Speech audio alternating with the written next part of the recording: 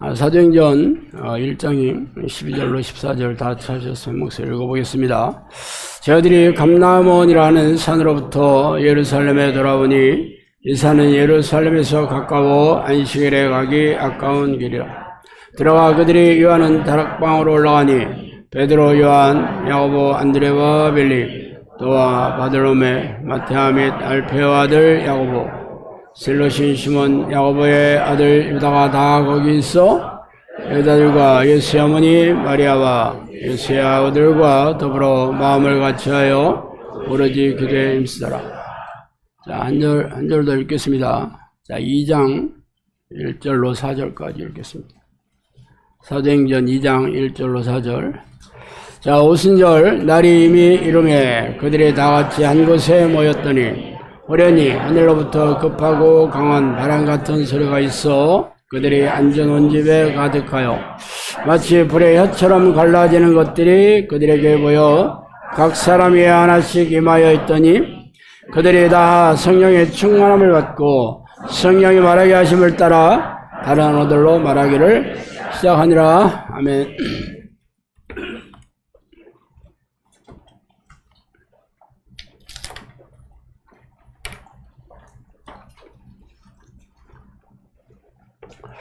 자, 오늘은 초대교회 성령의 능력을 되찾는 비결을 저물어 나누겠습니다. 아직 월드컵이 끝나지 않았는데 아직 결승전이 아직 안 끝났다고 그러더라고요. 근데 우리는 아주 빠른 속도로 끝냈죠. 아주 국민들이 엄청나게 실망을 했는데 지금부터 한 20여 년 전 2002년 한일 월드컵, 아주 어린 우리 학생들이 잘 모르겠지만 대부분의 우리 식구들은 그때 그 대한민국 월드컵 축구 선수들이 얼마나 놀라운 그 경기를 했는지를 잘 알고 있을 겁니다. 사실 2002년 월드컵이 되기 전만 해도 우리나라는 월드컵에 꾸준히 나갔지만 한 번도 이겨본 적이 없어요. 그런데 우리가 월드컵 일본하고 같이 공동 개최하게 돼가지고 참 세상의 모든 국가들이 한국이라는 나라와 한국의 월드컵에 열리는 것을 다 주목하여 볼 텐데 또 한 번도 못 이기고 끝나면 얼마나 부끄럽고 창피한 일이겠어요. 그래서 그 당시에 선수들은 물론 축구협회 관계자나 하여튼 체육계 인사나 모든 사람들이 똘똘 뭉쳐서 월드컵을 준비했다고 합니다. 그래서 놀랍게도 4강에 들어가는 아주 경이로운 성적을 올려서 세상 사람들이 엄청나게 놀랐거든요. 그래서 아니 그전에는 한 번도 월드컵 본선에 나가서 이겨본 적도 없었는데 어떻게 4강에 올라왔나. 그래서 제가 재미나이한테 물어봤습니다. 재미나이, 재미는 없다 이런 뜻이에요. 나이가 독일말로 없다 이런 뜻입니다. 재미는 없어도 확실하게 얘기는 해주더라고요. 5가지로 얘기해 줬는데 첫 번째가 당시 네덜란드 감독인 거스 히딩크 감독의 파격적인 리더십과 학연 지원 타파 얘기를 들었습니다. 그 당시에 우리나라 체육계뿐만 아니라 모든 연예계 음악계는 전부 선후배 중심이잖아요. 학교 중심. 그래서 서로 이끌어주고 끌어주고 당연히 국가대표 선수가 된다거나 아니면 국내에서 탁월한 축구 선수가 되려면 실력은 당연히 있어야 되겠지만 이 백이 좀 있어야 돼. 줄을 어떻게 서느냐 굉장히 중요했습니다. 그렇지만 이 히딩크 감독은 국내 학벌이나 이걸 모르잖아. 거의 출신도 아니고. 그러니까 철저히 실력 위주로 뽑았습니다. 박지성 선수나 이영표 선수가 뽑힌 것은 실력 위주로 뽑았기 때문에 되지, 박지성 선수나 이영표 선수가 줄이 제대로, 이렇게 걸려가지고 된 건 아닙니다. 또, 선후배 이게 문화가 굉장히 중요하죠. 옛날에 그 전에 이세원 골프라고 있었는데, 이세원 골프는 잘 모를 거예요. 제가 어렸을 때 아주 이세원 골프가 유명했거든요. 뭘로 유명했냐면, 앞에 있는 수비들이 말 안 들으면 두드려 팼습니다. 두드려 팼어요. 이게 수비수하고 같이 수면장이니까 수비들이 잘 수비를 해야 되는데 말 안 듣잖아요? 그러면 아주 죽음이었다 합니다. 그러니까, 얼마나 선수들이 눈치를 보여야 되겠어요. 그런데, 이딩 감독은, 야, 선후배 필요 없다. 무조건 반말해라. 호칭 필요 없다. 이름 그냥 불러라. 이렇게 해서 젊은 선수들이 주눅들지 않게 재기량이 펼칠 수 있겠습니다. 두 번째로는 체력 훈련이죠. 그때 공포의 삑삑이라고 해가지고, 공포의 이게, 그 당시 체력 훈련하는 코치가 호루라기를 삑 불면 쫙 갔다가 또 삑 불면 또 다시 오는 이 무한 반복하는 셔틀런이거든요. 셔틀이 왔다 갔다 하는 거잖아요. 셔틀런 훈련 아주 유명했습니다. 그래서 체력이 고갈될 때까지 시키는 거예요. 그래서 이딩 감독은 기술도 중요하지만 세계적인 강호들을 먼저 지치게 만들어야 된다. 안 그러면 이길 수가 없다. 기술로 보나 전술이나 이길 수 없으니까 체력으로 무조건 무조건 눌러야 된다. 그래가지고 체력 훈련 엄청나게 시켰습니다. 그래서 후반전 때 이게 보면 체력이 많이 지치죠. 그때 우리나라 축구 선수들은 체력이 지치지 않았어요. 연장전에 들어가도 안 지쳤어. 연장전에서 이기고 그랬잖아요. 이탈리아 스페인전도 그렇고. 하여튼 세계적인 수준으로 체력을 이끌었다는 거죠. 세 번째는 그때 한국에서 이제 월드컵 개최를 했기 때문에 그 당시 K리그 협조를 얻어가지고 장기간 합숙을 했습니다. 예를 들어 리그가 이렇게 리그 경기가 있을 때 선수들을 빼오기 쉽지 않잖아요. 대부분의 그 당시 축구 선수들이 K리그 소속이었잖아요.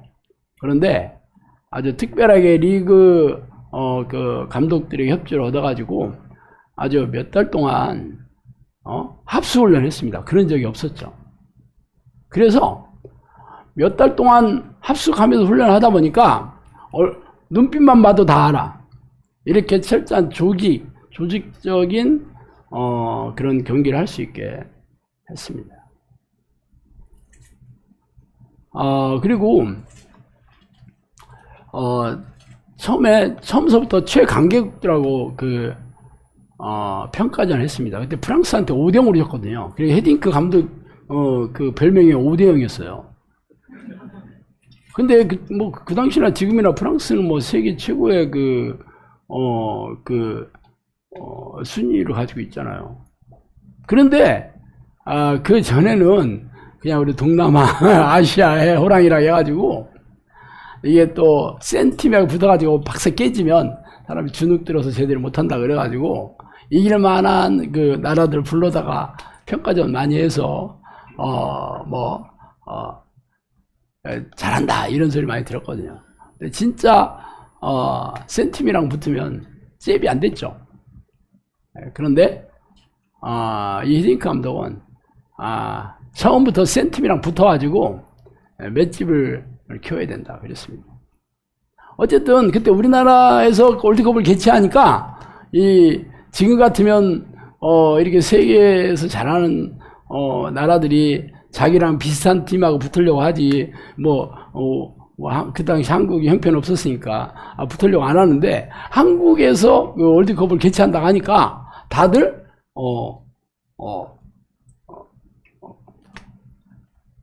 평가전을 허락해서 하여튼 강팀들하고 싸워본 경험을 축적했습니다. 뭐 그리고 뭐 당연히 홈 2점이기 때문에 뭐 붉은 악마들의 그 열화와 같은 응원이 많은 도움이 됐죠.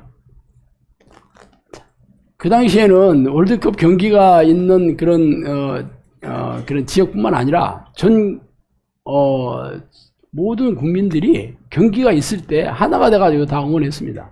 학교마다 다 응원하는 응원하는 자리 서로 모여서 했고, 뭐 길거리에서도 많이 했어요.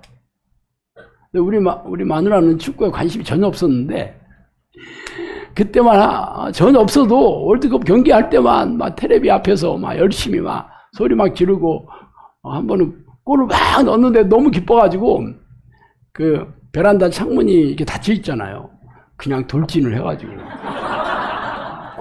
그 이쁜 코 다 부러질 뻔했습니다. 그 정도로 막 정신없이 응원을 했. 자, 말하자면 2002년도에 4강 신화를 이뤘을 수 있던 것은 사실 한국 특유의 어떤 투지와 정신력도 있지만 유럽식의 과학적인 훈련과 선진 전술을 철저하게 이식하고 국민적인 에너지를 더해서 대한민국 스포츠 역사상 최고의 명장면을 연출했습니다. 그리고 내가 그랬잖아요. 그 전에는 도대체 어떻게 했냐. 그 전에 2002년 한일 월드컵 이전에는 한국 축구는 아시아에서만 뭐 잘하고 있었지. 말하자면 뭐 왜 똥개도 지니지 앞에서는 옵션 먹고 들어가잖아요. 그거와 똑같아. 아시아 팀들만 붙으면 되다 밟았는데 뭐 유럽이나 남미하고 붙으면 그냥 깨갱이었습니다. 한 번도 못 이겼다 그러잖아요. 그 이유는 전술 자체도 국내용이야, 국내용. 세계적인 그 축구의 흐름과 서로 이렇게 알지도 못하고 고립되어 있습니다. 그래서 사실 뭐 아시아 선수들은 뭐 신체적인 조건이나 뭐 이런 것들이 우리가 훨씬 낫잖아. 그렇지만 뭐 유럽 선수들하고 붙어봐, 남미 선수들하고 붙으면 그렇지 않잖아요. 그러니까 그 당시에 세계적인 그 전술 트렌드가 압박 축구, 뭐 이런 유기적인 지역방어 이런 거였는데 우리는 그런 걸 하지도 않았어요. 그러니까 붙으면 깨지는 거죠. 그리고 정보력도 별로 없었어, 뭐. 그냥 아시아 팀들이랑 알지, 뭐 유럽의 팀들이 뭐 어떤 전술을 사용하고 유명한 선수들이 어떻게 하는지 정보가 뭐 부재했습니다. 그리고 가장 문제는 학연 지원의 중심의 선수를 기용하죠. 그러니까 감독을 이렇게 뽑아주면 그 뽑아주는 그 사람 그 축구계 인사들이 다 우리 선수도 우리 좀 데리고 가, 다 이런 게 다 이게 다 돼 있었어요. 지금도 그래? 지금도 그렇다고 그래요. 지금도 그렇대요. 그게 어디 가겠어? 고질적인 병폐. 뭐 축구뿐만 아니라 우리나라의 특유의 어떤 그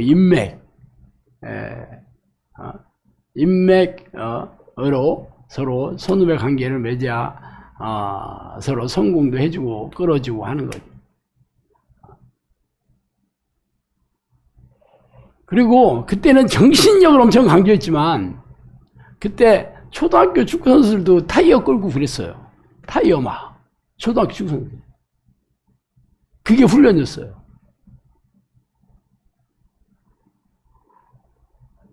사실 뭐 무조건 뛰기만 해서 될 일이 아닙니다. 메뚜기처럼 열심히 뛰었어.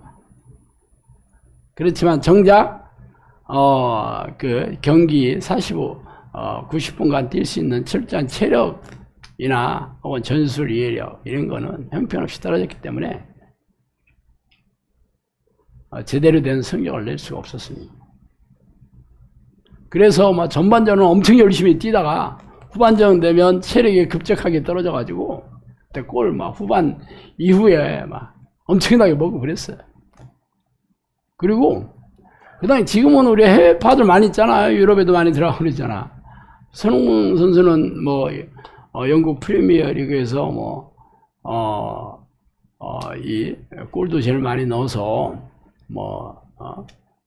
선수 상도 받고 그랬지만 그 당시에 유럽에 간 사람 거의 없어요. 그러다 보니까 유럽 팀이나 남미 팀을 만나면 공포의 점이다, 공포의 점.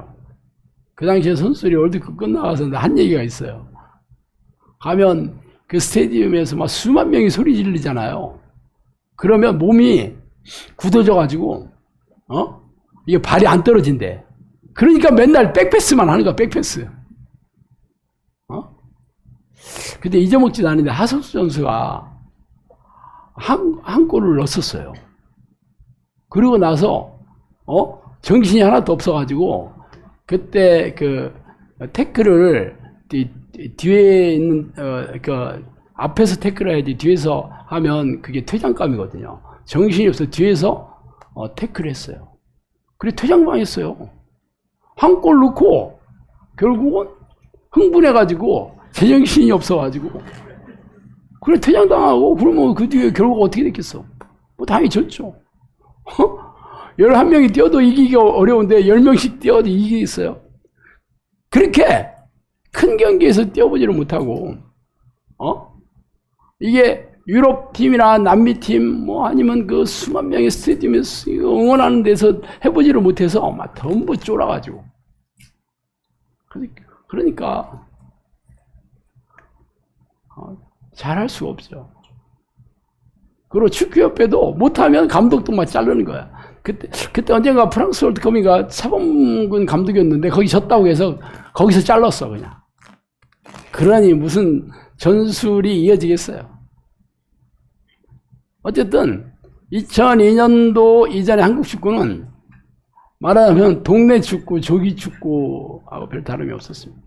그냥 아시아에서나 그때 이정욱 지사는 박스컵이라고 했었어요. 박스컵. 박정희 대통령이 살아있을 때 그 박스컵이라는 말하자면 대회를 열었는데 어디 버마 이런데 말레이시아 이런 사람들 이런 불러가지고 거기서 우승하는 거야. 그때 버마 선수들 이름이 다 몽이 붙었거든요. 무슨 몽 막 이래. 그래서 그때 경기하는 거 보면 이름이 그 이름이고 이름이 그 이름이고 그래. 에? 그랬던 기억이 지금 납니다. 그렇게 가서 우승하면 뭐 하겠어? 동네 축구 하는 거죠. 근데 문제는 현대교회에서도 그렇습니다. 현대교회 왜 초대교회 같은 성령의 사람이 나오지 않는가? 왜 안 나오는가는 물론 많은 신학자들이나 교회 지도자들 혹은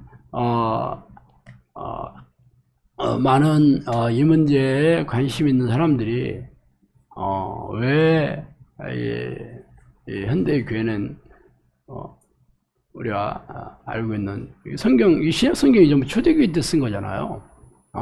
초대교회 때 복음서를 제외하고 나서 예수님이 돌아가시고 나서 승천하시고 나서 부활하시고 승천하시고 나서 초대교회 시대가 됐잖아.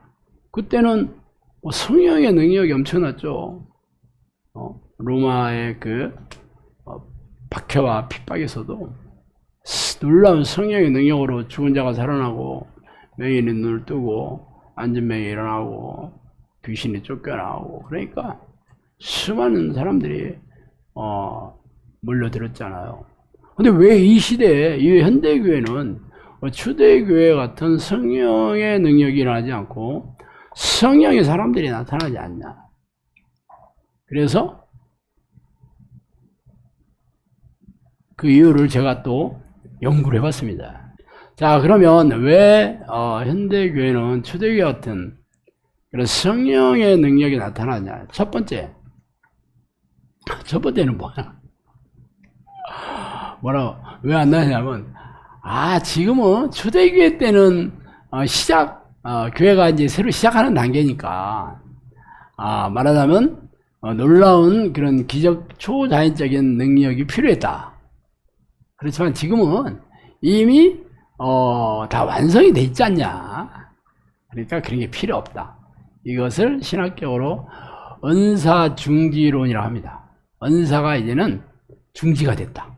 그러니까 성령의 능력, 은사라는 거는 사실 은혜, 선물이란 뜻인데, 성령의 능력, 성령이 주시는 이런 모든 그 선물들이 이제는 필요가 없다. 중지가 됐다. 그렇게 얘기합니다.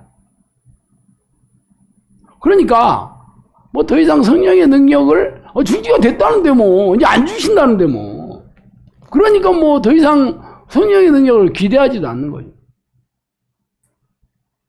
사실 중지가 됐다고 성경에는 없어요. 뭐 초대교회 때 쓴 책이잖아, 신약 성경이. 그러니까 거기 뭐 중지됐다는 얘기는 없고, 당연히 나중에 후대 신학자들이 우리는 왜 성령의 능력이 안 나타나 봤더니 중지가 됐어. 이 선물 안 준대 하나님이. 그렇게 돼서 많은 교회에서 그렇게 가르치는 거예요.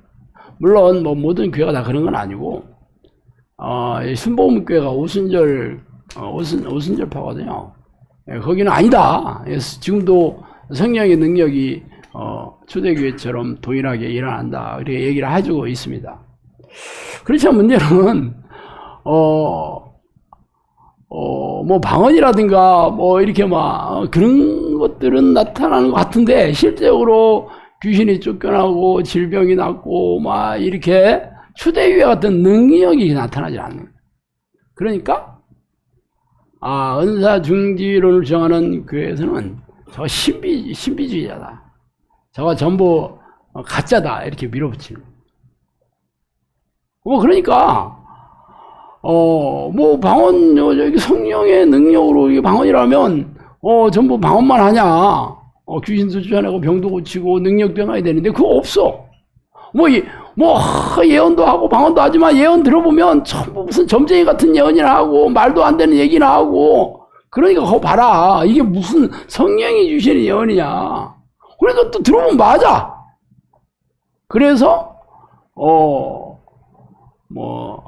지금은 뭐 은사가 지금도 뭐 있다고 주장하는 교회는 있지만 실제적으로 초대교회 같은 그러한 능력은 나타나지 않는 건 사실입니다.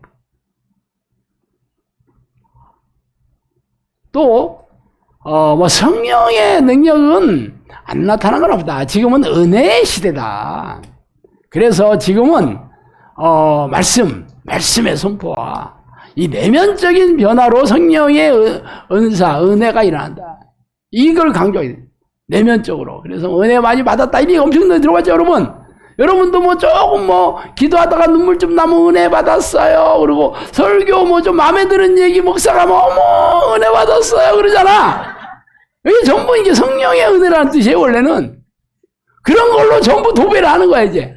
겉으로 기적과이적으로 드러나는 성령의 능력이나 은사는 전부 그냥 손가락으로 덮어버리고, 그냥 뭐 코에 걸면 코걸이, 귀에 걸면 귀걸이, 자기가 기분 좀 좋고 괜찮다 그러면 나 은혜야, 이게 다 성령의 은혜야. 이걸로 그냥 물타기를 해버렸습니다. 또 두 번째는 초대교회 때 성도들은요, 사실 대부분 유대인이었잖아요. 유대교를 믿었다고요. 그런데 기독교를 개종을 한 거잖아요.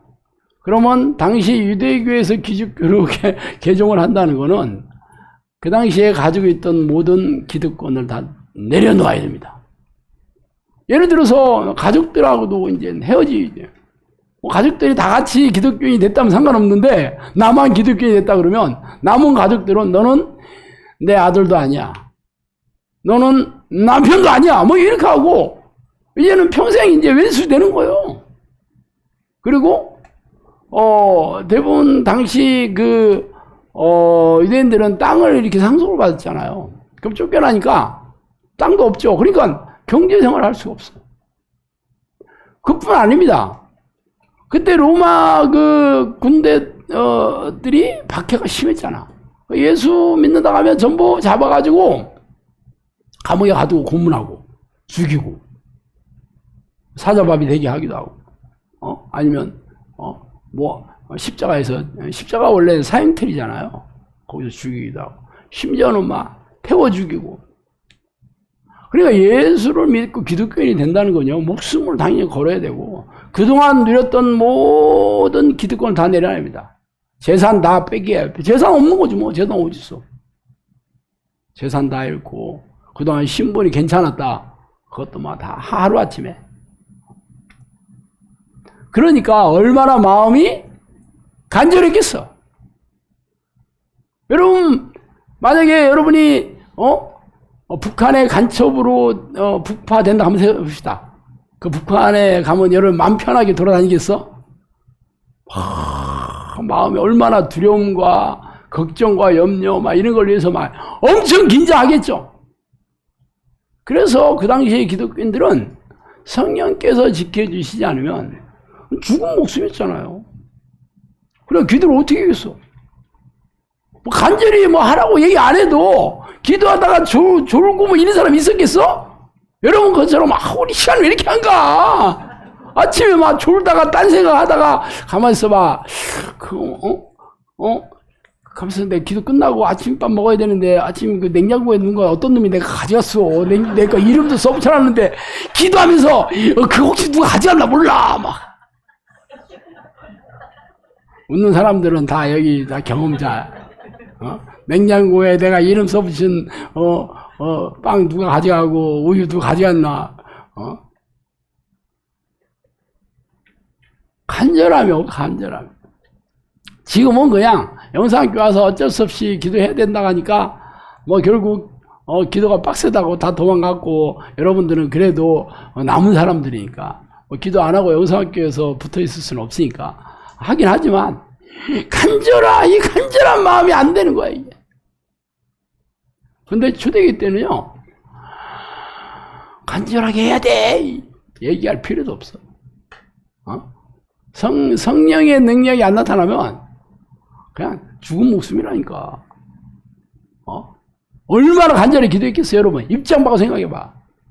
말하자면 기도할 때마다 내가 벼랑 끝에 있다는 그런 심정이었다니까요. 그래서 오직 기댈 곳이 성령밖에 없어. 하나님밖에 없는 거야.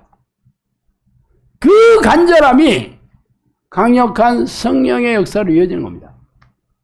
오늘도 그 마가의 다락방에 올라가서 사도들과 120명의 제자들이 어떻게 기도했다 해서 오로지 기도하기 힘써 그리 되죠.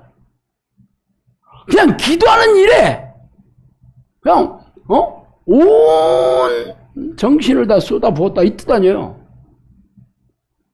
전심으로 기도해라 성경에 써 있잖아요. 근데 여러분이 그렇게 하냐는 거지. 그게 어려워.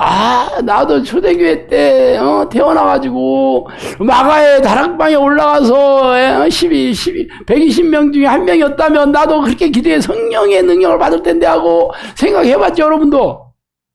그래서 여러분 초대교회로 돌아가고 싶어? 그때? 그때 되면 넌 죽은 목숨이야 이제. 이제 광야로 도망다니는 도망자의 삶이지. 그 무덤 카타콤이라는 무덤에서 무려 300년을 버텼잖아요. 거기서 살다가 죽고 몇 대가 올라갔다니까? 그게 무슨 삶에 무슨 행복이 있었겠어. 번듯하게 어떻게 살았겠냐고.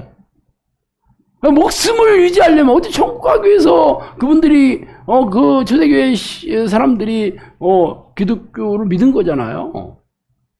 그러니까 뭐 틈만 나면 기도했겠지. 할 게 뭐 있겠어. 출퇴근을 했겠어. 뭐 배우러 어디 유학을 갔겠어. 뭐 했겠냐고. 어디 여행을 떠나가서 아무것도 없지. 오직 그냥 생존을 위한 그거 말고는 기도하는 일밖에 없어. 시킬 것도 없어. 그리고 기도 시작하면 정말 간절히 하는 거야. 간절히. 이를 악물고 입에서 단내가 나도록 창자가 그런 이런 얘기할 필요도 없어.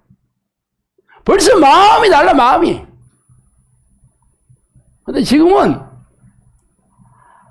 우리는 뭐 부족함이 없잖아. 누가 기도 안 해도 먹고 살만 하잖아. 교회 안 다녀도 풍족하게 살잖아. 교회 다니는 것도 쉽지 않아. 그런데 이 기도 초대교회처럼 쉬지 말고 전심을 해라. 아유, 그렇게 힘들게 할 필요 있나? 지금은 우리의 육체와 우리의 삶을 만족하게 즐겁게 기쁘게 해주신 게 너무 많아. 그래서 간절함, 절박함이라는 게 이거 자체가 어려워. 그리고 또 하나는 지금 교회는 이제는 2000년의 그 세월이 흐르면서 교회가 제도화됐고 관료주의가 됐습니다. 교회가 이제는 거대한 조직이 됐어. 조직이 무서운 거예요. 조직이 무섭다니까. 지금은 뭐 성령의 능력보다는 교회 안에 있는 시스템이 중요해. 시스템. 그래서 뭐 목회자들도 신학교 나와가지고 교단 교리에 의해서, 교단의 그 지시에 의해서, 교단 헌법에 의해서 그렇게 목회를 하게 돼 있습니다. 뭐 어느 교회나 다 비슷해. 그래서 교단이 달라도 비슷한 판에 같은 교단은 말할 것도 없죠. 그래서 현대교회는 잘 짜진 무슨 교육 프로그램, 예배 프로그램, 행정 시스템, 재정도 뭐 초대교회 때 무슨 돈이 있었겠어요, 여러분? 돈벌이가 없었는데, 그냥 안 쳐들어오면 그냥 농사 짓고 쳐들어오면 도망가고 이랬다니까. 그러니까 겨우 목숨 유지하는 거야. 근데 지금은 뭐 교회도 헌금 막 들어오니까 목사들도 등 따스고 배불러지고 뭐 교인들도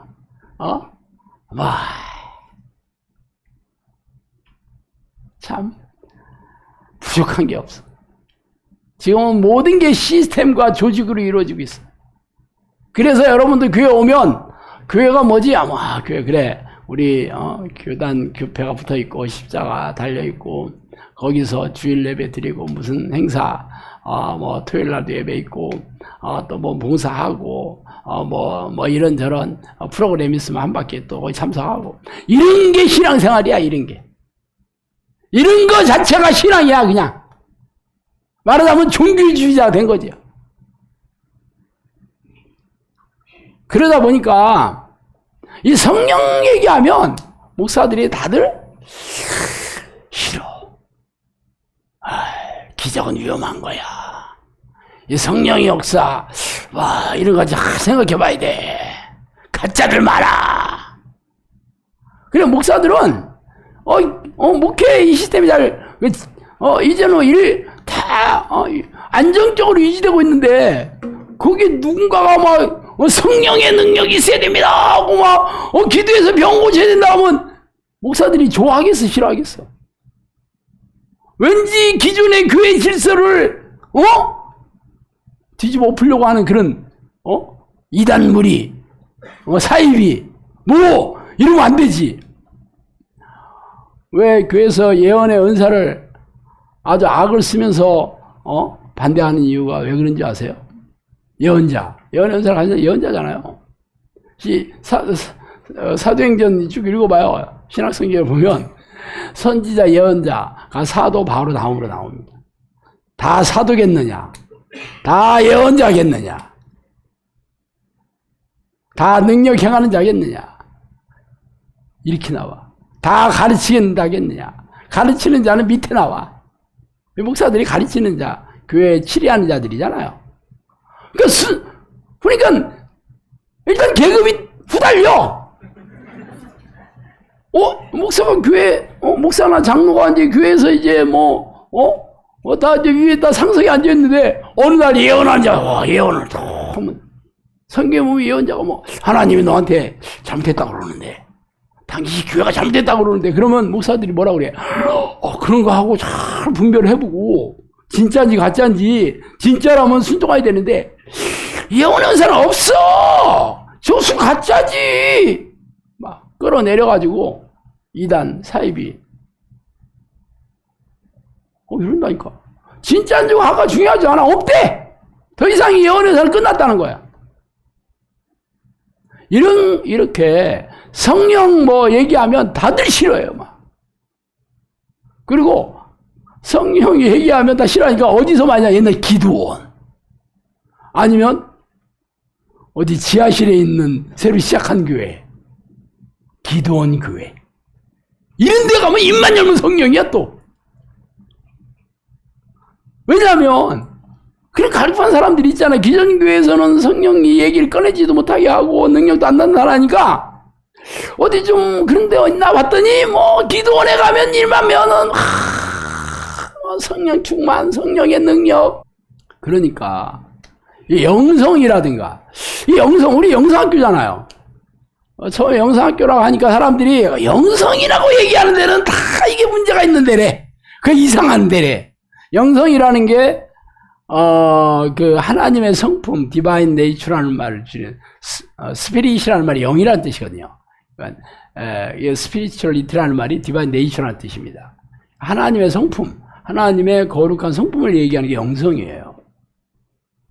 그 말 자체가 당연히 우리가 하나님의 그 거룩한 성품을 닮아 지은 하나님의 사람, 이 바로 우리의 그 정체성이잖아요. 그러니까 당연히 영성을 추구해야 되잖아.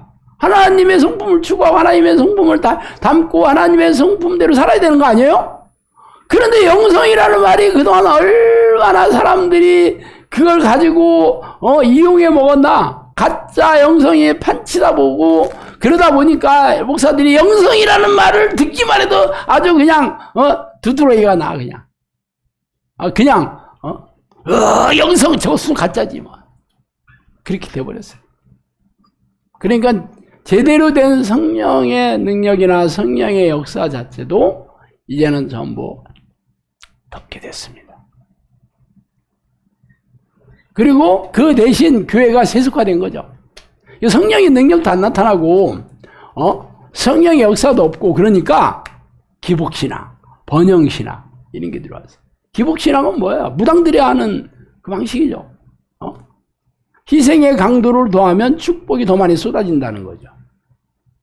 그냥 기도하는 것보다 새벽 기도하는 게 훨씬 영험하는 거죠. 그죠?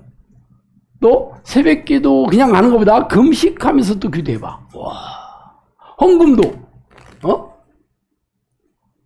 10,000원 내는 사람하고 100만 원 내는 사람하고 이게 똑같을 수가 없지. 그죠? 항상 희생의 강도. 또 목사가 잘 시킨 교회 봉사 많이 하는 사람하고 그냥 예배만 드리고 하는 사람하고는 이게 당연히 축복을 누구한테 줘? 봉사시키는 대로 열심히 교회 봉사하는 사람 축복해 주는 거지. 봉사하는 사람들은 아니 이게 전부 기복신앙이에요. 성경에 그런 얘기 없어. 그런 게 믿음의 척도고 축복의 어떤 조건이다 그런 얘기는 없어요. 뭐 초대교회 때는 뭐 이런 교회도 없었는데 뭐 이런 예배도 없었어. 당연히 이런 신앙 시스템도 없었는데 그게 무슨 하나님 축복해 준다는 얘기를 성경에 써있을 리가 있나? 근데 지금은 하나님의 축복해 준 증거가 부자가 된 거다. 물질적인 축복이 물질적인 부유함이 하나님의 축복의 근거다. 그래가지고 전부 그 복이라는 게 부자가 되게 해달라는 거지. 세상에 성공하고만. 입만 열면 다 성공, 축복, 이게 경고 때 부자가 되는 거야. 그러니 교회가 완전히 세속화돼. 기도원 다 망한 이유, 내가 7, 80년대 전국에 빼고 있던 기도원이 다 망한 이유가 왜 그래요? 가면 헌금봉도 흔들어 가는 거잖아. 기도원 원장에 가보면 돈 많은 사람들 불러다 놓고 기도해 줄게 하고 돈 얼마 내라. 이게 기본이었어요. 돈 없다 그러면 카드도 된다. 카드도 된다 그랬어요. 카드도 없다 그러면 그럼 빌려줄게. 진짜 내가 얘기하잖아요. 기도원의 그 집회 중심이잖아요. 기도원에 가면 기도를 해야 되는데 왜 거기서 예배를 그렇게 열심히 드리는 거야? 왜 그러냐고요? 아니 예배를 드려 헌금이 나오지. 예배 안 드리면 누가 헌금 내 안 내지. 그렇잖아요. 근데 왜 헌금이 필요하냐? 기도원 원장이 뭐 집회하면 괜찮아. 그렇지만 많은 사람들을 끌어모으려면 입담 좋은 부흥사들을 계속 불러야 되는 거잖아요. 그래, 입담 좋은 부흥사들, 유명한 부흥사들, 인기 있는 부흥사들은, 그런 사람들은 공짜로 안 와. 돈 줘야죠. 그러니까, 기도원 원장이 돈 없으니까, 헌금 나오면 나랑 뿜빠이. 뿜빠이 하자는 거죠. 그래서 그 부흥사가 얼마나 유명하냐에 따라서 뿜빠이 비율이 달라져. 그렇다니까. 진짜 유명한 부흥사는요, 기도원 원장이 내가 헌금 나오면 다 줄게. 이렇게 된 거죠. 진짜 그렇게 했어요. 어떻게 잘하냐고? 제가 그쪽 출신이잖아. 나는 뭐 부흥회를 다닌 적은 없지만 제가 10년 동안 재정관리사 했잖아요. 내가 CBS에서 10년 동안 상담했다니까. 10년 동안 1000명이 넘는 상담했어요. 거기에 별 얘기를 다 들은 거지. 돈에 관련 교회에서 돈에 대한 얘기들을 내가 얼마나 많이 들었겠어. 그렇지. 그래서 내가 상담 사례집 내는 게 크리스천 돈관리 무엇이든 물어보세요. 그게 내가 처음으로 책 낸 거였어요. 상담 사례집. 상담한 걸로 낸 거죠. 그러니까 뭐 어떤 일이 생겼는지 다 얘기해. 기도원 갔더니 이렇게 털렸습니다. 뭐 이렇게 털렸습니다. 저렇게 털렸습니다. 기도원 원장도 막 강사들이 막 너무 돈을 바래가지고 막 죽겠어요. 막. 그래서 내가 이 생생한 뉴스를 알게 됐던 거죠. 누가 나한테 얘기해 줬겠어? 그래서 내가 잘 알게 됐어. 하여튼 이 기복신앙과 이 번영신학이 교회에 하나님 돈이 만mon의 영이 하나님 자리를 차지하게 됐어. 그래서 기도원에서 아무리 기도해도 응답이 안 내려오는 거야.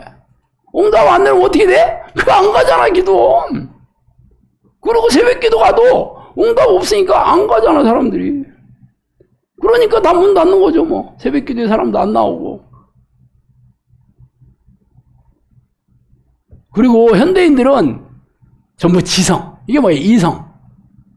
과학적인 거. 이성적인 거. 이런 것을 학교 다닐 때부터 배우잖아요. 예를 들어서 학교 다닐 때부터 진화론 배우잖아. 그런데 교회 가면 창조론 배우잖아. 하나님이 다 창조했다. 학교에 가면 다 진화됐다. 네가 아메바서부터 단세포 동물에서부터 이렇게 쭉 돼가지고 원숭이, 니네 할아버지가 원숭이야. 어쩌고 그래가지고 어른이 됐다. 그렇게 배웠는데 교회 가면 뭐 하나님 창조했다. 이게 들어오겠어? 그리고 학교에서 성경을 잘 보려면 학교에서 가르치는 대로 이 시험 보면 답을 써야 되는 거잖아요. 교회에서 가르치는 대로 쓰면 선생님이 뭐라고 그래? 너 믿음 좋구나 그러겠어? 미친나? 이러는 거지. 그러니까 당연히 학교에서 십몇 년을 철저하게 배우다 보면 당연히 과학적이고 합리적이고 이성적인 게 이게 아주 내 생각을 지배하게 되죠. 그러다 보니까 교회에서 뭐 기복신앙은요 굉장히 이성적이거든요. 예를 들어서 100일 기도한 거와 1000일 기도한 거 이 차이가 틀리잖아. 100만 원짜리 굿과 500만 원짜리 굿, 1000만 원짜리 굿이 틀리거든요. 이게 기복신앙이에요. 그러니까 무당들이 이 문제를 해결하려면 굿도 좀 세게 해야 되는 거죠. 1000만 원짜리 해야지. 다 그럼 하나님이 축복이 신이 뭐 어떻게 해줘 이런 거잖아. 이게 기복신앙이거든요. 교회에서 똑같은 거야. 그게 사실 성경은 그렇지 않거든요. 하나님은 네가 새벽기도 며칠 다녔냐, 헌금 얼마 냈냐에 따라 가지고 내가 축복이 내린 얘기 없어요. 이게 전부 무당들이 하는 기복신앙이 교회에 아주 판치고 있어요. 그리고 번영신앙도 전부 이게 돈을 섬기는 이게 사탄, 이게 돈이 주인이 되는 거잖아. 그리고 이런 모든 것들은 이성적이고 합리적인 잣대로 보니까 잘못했다. 교회는 사실 교회 성경을 보세요. 성경 창세기 첫 장서부터 계시록 마지막까지 전부 기적으로 도배하고 있거든요. 전부 기적이잖아. 기적이라는 거는 비과학적인 거예요. 초현실적인 거지. 초자연적인 거예요. 한마디로 말도 안 되는 얘기야. 모세가 지팡이 하나 딱 홍해야 갈라져라 그러니까 홍해가 쫙 갈라졌다. 교회에서는 통하지. 신학교에서도 안 통해요, 사실. 신학교에 가니까. 내가 1학년, 신대 1학년 들어가니까. 그 문서서를, 모세오경을 모세가 썼는지 알아요? 왜? 성경 읽어봐요. 모세가 죽었다고 나오잖아. 죽은 사람이 어떻게 써? 와, 그러니까 멘붕이 오기 시작하는 멘붕. 이거는 후대 사람들이 전부 편집한 거야. 편집서. 그래서 뭐 이렇게 편집했다, 저렇게 편집했다. 신학자들이 전부 이 학문이잖아요.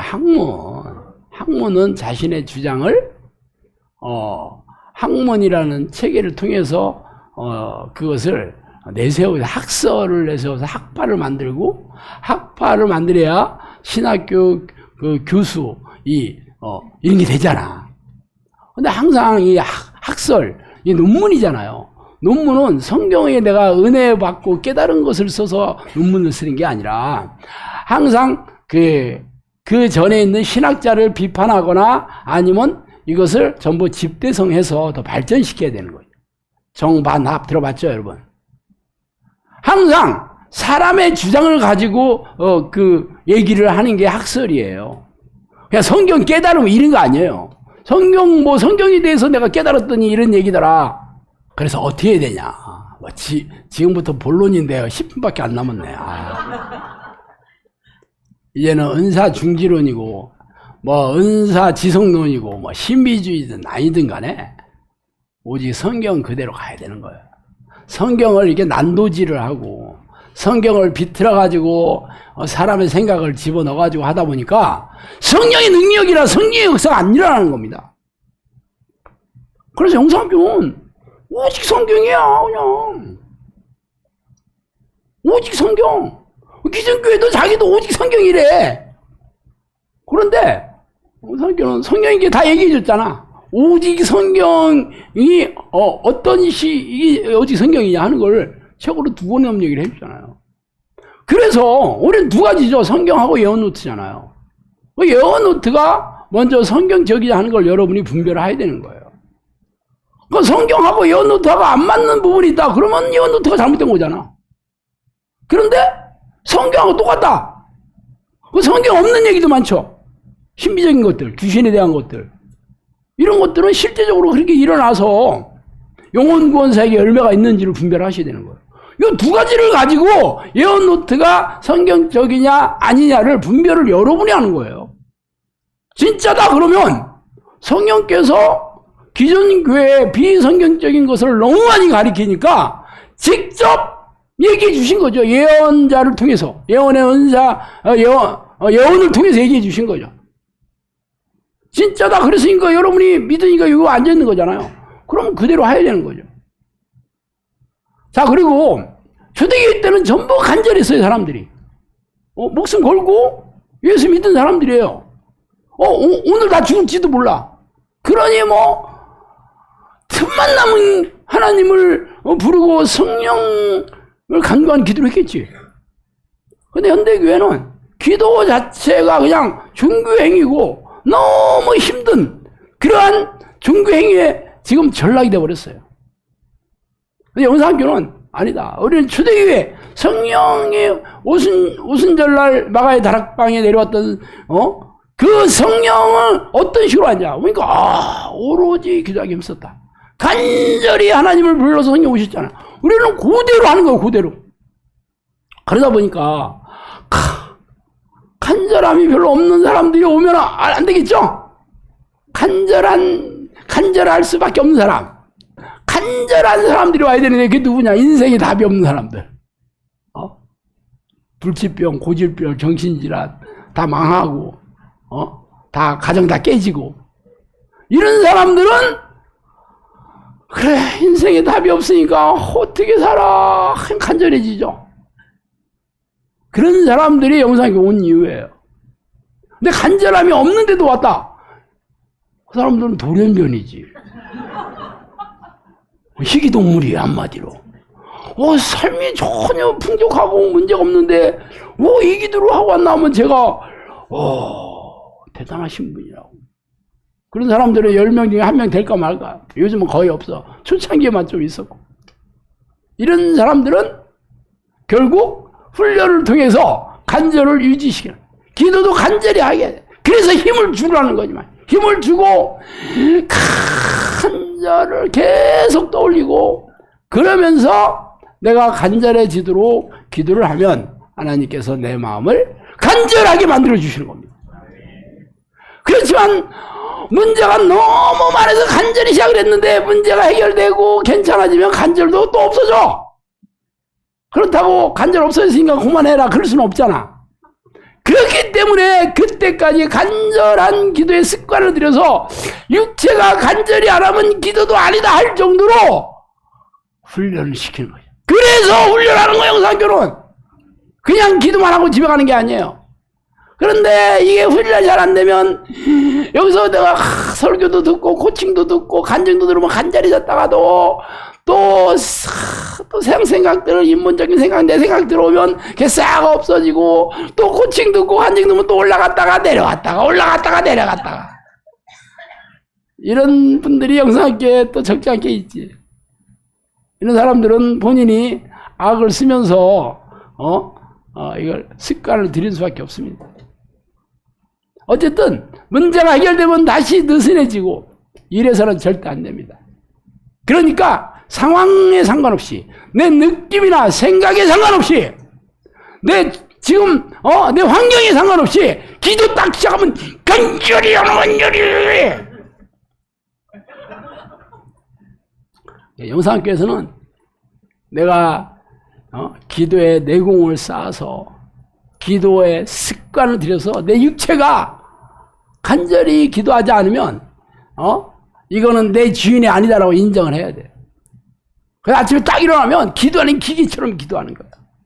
낮에도 기도하는 기계, 밤에 자기 전에도 기도하는 기계. 어떻게 돼요?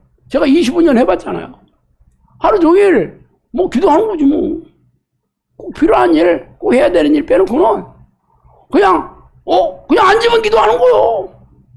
근데 여러분은 오늘도 하루 종일 우리 애들 시간이 많은 거야. 나는 할 일이 왜 이렇게 없나.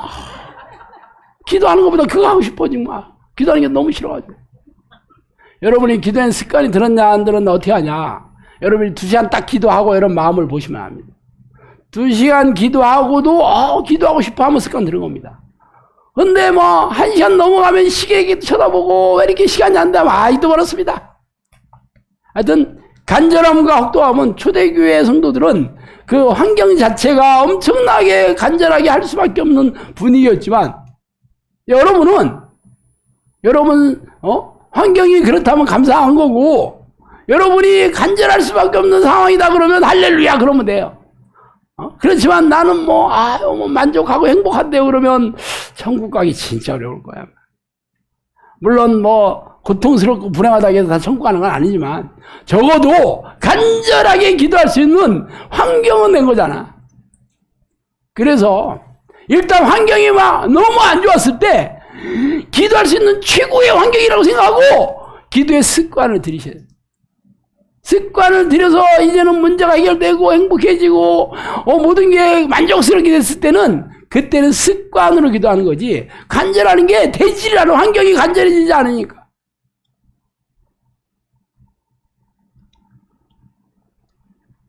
현대교회는 지금 전부 프로그램이잖아요. 예배도 프로그램이고 교육도 프로그램이고 모든 게 조직, 시스템 이런 거잖아요. 어디 성령의 능력으로 성령의 이끄심을 따라 그렇게 운영하는 교회가 어디 있습니까? 영상학교만 아니잖아요. 영상은 오직 기적 아니라 문 닫는다고 하잖아. 성령의 능력이 안 나는 사람 문 닫는다고 하잖아요. 그렇게 시작한 곳이잖아. 그럼 여러분이 어디 가서 이 기도 훈련에 대해서 성령의 사람 되겠어요? 어제 성경 공부 시간에 교수님이 적그리스도가 누구냐? 여러분 안에 들어가 있는 여러분의 육체와 마음이 원하는 대로 하고 싶어하는 요 생각을 넣어주는 이 실체가 적그리스도라. 여러분 안에 생각을 넣어주는 이 하나님의 뜻이 하는 모든 육체와 마음이 원하는 생각을 넣어주는 게 그 적그리스도라니까요. 결국 성경에서 미혹의 영이라고 하잖아요. 미혹의 영. 이 미혹의 영, 속이는 영에 대해서 교회에서 가르치지도 않고 알 수가 없기 때문에 교회에 와서도 여전히 미혹의 영이 나를 접수하고, 성령님께서 대부분의 크리스찬들의 머리에 미혹의 영이 타고 있다. 대부분의 교회 지도자의 머리에 미혹의 영이 타고 앉아서 생각을 넣어줘 속이고 있다. 대부분의 교인들이 하나님에 대해서 모른다. 대부분의 교인들이 성령에 대해서 모른다. 대부분의 교인들이 미혹에 대해서 모른다 그랬습니다. 교회에 와서도 배우지도 못하고 알 수도 없어. 영상교회에서 와서만 제대로 된 이 미혹의 영, 제대로 된 이 영적 전쟁, 제대로 된 이 영적 존재들을 여러분들이 배우고 체험하는 거예요.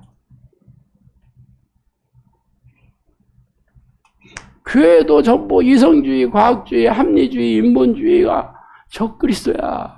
물론 모든 과학적인 걸 내가 다 버려라, 이성적인 거 다 버려 하지 않습니다. 하나님의 뜻에 딱 대봐가지고 아닌 걸 버리라고 하는 거죠.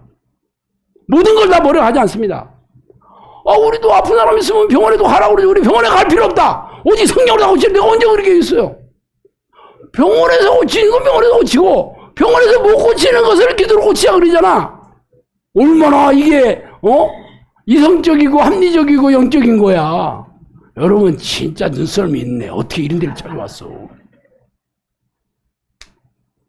결국 성령의 사람이 되려면 오직 여러분이 성령의 사람이 될 걸 사모해야 됩니다.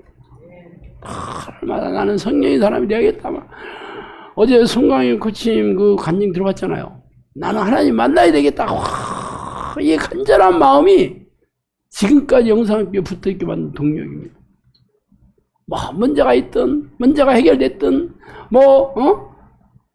그게 중요하지 않아. 나는 오직 하나님 만나야 되겠다. 하나님의 사람이 되겠다. 여러분도 그래야 되는 거예요.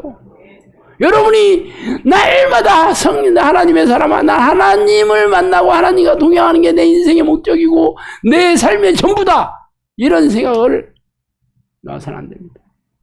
그리고 어차피 여기는 성령께서 저를 10년 동안 훈련시키고 성령께서 저를 3년을 또 특별하게 훈련을 시켜가지고 영상교회를 열어주셔가지고 여기서 코치들을 키우고 제자를 양육한 곳이잖아요. 그러니까 여기서 성령의 능력과 성령의 역사가 일어난 것을 여러분이 직접 확인했다 그러면 여기서 시키는 대로 해야 되는 거예요. 어느 교회가 성령의 사람이 자기가 기도해가지고 이것을 알아내서 가르치는 교회가 어디 있어 지금. 영성학교만 진짜 이러니까 여러분이 먼저 분별을 해보고 진짜다 그러면 영상 시키는 대로 해야 되는 거지, 교회를. 여기 와서도 본인 생각 섞고 요거 여기서 조금 저기서 조금 해가지고 변질되는 거죠. 왜 2002년 월드컵 때 히딩크 감독을 불러온 줄 아세요? 국내 감독 시키면 뻔하잖아. 평소에 배워왔던 게 이거고 여기 조직 내에서 여기 인맥에서 했는데 본인이 개혁하고 싶어도 되지를 않아요. 되지도 않아. 워낙 반대하는 사람 많잖아. 조선시대도 보면 조광조의 개혁이라든가 이게 되지도 않아. 기존 기득권층들이 그것을 왕만 인정이 되는 게 아니에요. 그래서 기존 한국 문화나 한국 조직 한국 어떤 거에 얽매이지 않은 외국 감독을 불러가지고 딱 맡긴 거예요. 교회도 마찬가지. 성령의 사람이 된 지도자를 여러분이 택하지 않으면 성령의 사람이 되는 방법을 가르쳐주는 데가 없지 당연히. 기존 교단 내에서 교회에서 잘 평생 그렇게 배우고 교단 소속이다 그러면 어떻게 성경대로 새로운 성경적인 방법으로 교단 교리를 뭉개고 할 수 있는 목사가 어디 있어요? 영상교를 찾았던 많은 목사들이 당신 저보고 그랬어요. 네 말은 맞지만 난 교회 가서는 얘기 못한다 그랬어요. 자기도 먹고 살아야 되는데 거기서 얘기하면 어떻게 돼? 다 쫓겨나가는 거지. 우리 김영사 성인사님 괌에서 한 30명 모아놓고 보게 하다가 영상교회에서 이제 방언하지 마라 그랬더니 다 도망갔다 했잖아. 그래서 하루아침에 교회가 분해가 됐다고 했잖아요. 뭐 교단도 필요 없어. 교인들이 다 아니라 하고 다 도망가. 그래서 영상교회는 한 사람 한 사람을 모아가지고 성령의 그 교회로 만들 수밖에 없지. 어디 가서 뭐 합병하고 어디 가서 뭐 이렇게 끌어가고 뭐 그럴 수가 없어요. 결국 영상학교를 떠나서 여러분이 성령의 사람을 유지한다는 것은 진짜 힘듭니다. 되는 것도 힘들고 유지하는 건 더 힘듭니다. 그래서 영상학교 혜택을 제일 많이 보는 사람은 바로 접니다. 저는 원래 혼자 기도했잖아요. 그렇지만 유지하는 게 너무 어려운데 우리 식구들을 다 제가 코칭하고 설교하고 이렇게 하라고 하고 저건 안 할 수가 있겠어요? 그래서 제가 한 말 또 책임져야 되잖아. 그러니까 저도 여러분 눈이 무서워서 내가 얘기한 걸 책임져야지. 안 그러면 신목사 너는 이렇게 얘기했는데 왜 너는 그렇게 안 해? 그러면 어떻게 하겠어? 도망가야지.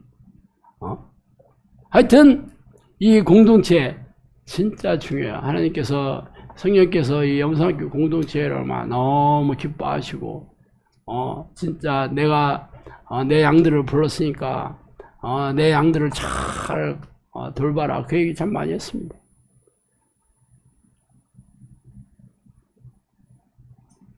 사실 뭐 제가 설교 때마다 뭐 하는 얘기는 기도 빡세게 하라는 얘기밖에 없습니다. 그래서 많은 사람들이 신목사는 맨날 설교가 똑같다 그렇게 얘기를 하는데 뭐 성령이 여러분을 가르치시면 더 이상 가르칠 필요가 없어요. 예수님 그랬잖아요. 진리의 성령이 오시면 내 말을 생각나게 하고 아무도 가르칠 필요 없다. 기름 부음이 임하시면 모든 것을 가르치다 그랬잖아요. 저는 여러분을 성령으로 인도해주는 그냥 가이드에 불과하지 내가 성령의 일을 대신하지 않습니다. 할 필요도 없고 해서 되지도 않아. 그래서 내가 여러분한테 오직 성령을 만나서 동행하는 이 기도의 습관 훈련 드리는 일만 몰빵하는 거예요. 성령이 여러분 들어오시면 여러분이 성경을 읽을 때나 설교를 들을 때나 기도할 때나 다 예수의 말을 생각나게 하시고 하나님의 말을 깨닫게 해주시고 그 말에 능력을 주시고 그 말씀대로 살 수 있는 능력 주시는 거야. 이게 최고지. 내가 뭐 공부 열심히 하고 연구 많이 해가지고 여러분 백날 성경은 이렇습니다. 다윗은 이렇고 그때 사건은 이렇습니다. 백날 알리면 뭐 하겠어. 그거 알려면 여러분 그냥 유튜브 그냥 잘 나가는 인기 있는 신학 박사 뭐 인기 있는 목사들 그거 설교 듣는 게 나아. 뭐 여기 와서 저한테 이런 걸 요구한다면 그거 들어올 필요 없어. 여기는 성령의 사람을 만드는 곳입니다. 왜 초대교회 때 그 성령의 역사가 현대교회에서 왜 사라졌냐? 이걸 안 하고 다른 거는 다 해. 이걸 안 하고 다 해. 그래서 꼭 한 겁니다. 영상교는 기존 교회에서 하는 거 뭐 전혀 안 하는 건 아니죠. 우리도 예배도 드리고 지금 예배 드리잖아요. 그렇지만 가장 중요한 게 성령이 내주하는 기도 훈련시키는 거예요. 성령의 사람을 만들고 또 귀신들을 가리키고 귀신과 싸워 이기는 정용사를 양해해서 영혼구원 사역을 하는 도구로 삼는 곳이에요. 그럼 당연히 성령이 내주하는 기도, 성령의 사람이 되는 이 기도 훈련에 목숨 걸 수밖에 없죠. 여러분 이게 싫다 힘들다 그러면 여기 안 오시면 돼. 안 오시면 돼요. 또 여러분 만족하게 해줄 만한 데가 하면 돼. 그렇지만 여러분이 아니다. 여기 와야 나와 내 가족이 구원을 얻고 내가 이 땅에서 하나님의 능력으로 하나님의 도우심으로 천국의 삶을 누리다가 영원한 천국에 들어간다면 여기서 하늘시로 목숨 걸면 돼. 아시죠? 네, 알겠습니다. 하나님 아버지 감사합니다. 하나님 초대교회 때 놀라운 성령의 역사가 왜 2000년이 지난 현대시대에 성경이 완성된 이 시대에 수많은 신학교와 수많은 목사들과 수많은 교회들이 있는데도 왜 이렇게 무능하고 무기력하고 왜 교회가 다 사람들의 천대를 받고 이렇게 이 하나님의 이름과 예수님의 이름이 이렇게 무시당하고 업신여기고 멸시당하는지 하나님 우리가 성령이 내주하는 하나님을 만나는 기도를 하지 않고 오직 인본적이고 세상적인 인본적인 방식으로 이렇게 신앙생활을 해왔습니다. 하나님 영상학교에 와서 제대로 된 하나님을 만나는 기도의 습관을 들여서 내가 이 마지막 이 시대에 영혼 권세가는 도구로 저희를 사용해 주시옵소서. 예수님 이름으로 기도합니다. 크리스천에게 기도보다 중요한 게 있을까요? 그런데 우리는 기도로 정말 하나님을 만나고 있나요? 기도는 하나님을 만나는 유일한 통로입니다. 그런데 하나님을 만나지 못한다면 우리는 그냥 종교 활동만 하는 사람일 수도 있습니다. 중요한 건 기도회에 참석하는 게 아니라 기도의 열매가 있는가입니다. 성경에서는 믿는 사람들에게 나타나는 놀라운 일들을 말하고 있습니다. 그런데 왜 우리의 삶은 성경에 나오는 사람들과 다를까요? 많은 사람들이 사실 알고 있습니다. 기도해도 아무 일도 일어나지 않는다는 것을요. 운동도 일도 기술도 반복과 훈련이 있어야 성장하잖아요. 그런데 기도는 어떨까요? 기도회에 나오라는 말은 많이 듣지만 정작 어떻게 기도해야 하나님이 기뻐하시고 응답이 오는 기도인지 제대로 배우고 훈련할 기회는 많지 않습니다. 하나님의 뜻을 모른 채 하는 기도는 결국 방향을 잃게 됩니다. 기도는 소원을 이루는 요술램프가 아니라 일상 속에서 하나님과 함께 살아가는 통로입니다. 지금 당신의 기도를 바꾸고 싶다면 성경적인 기도 가이드를 만나보세요.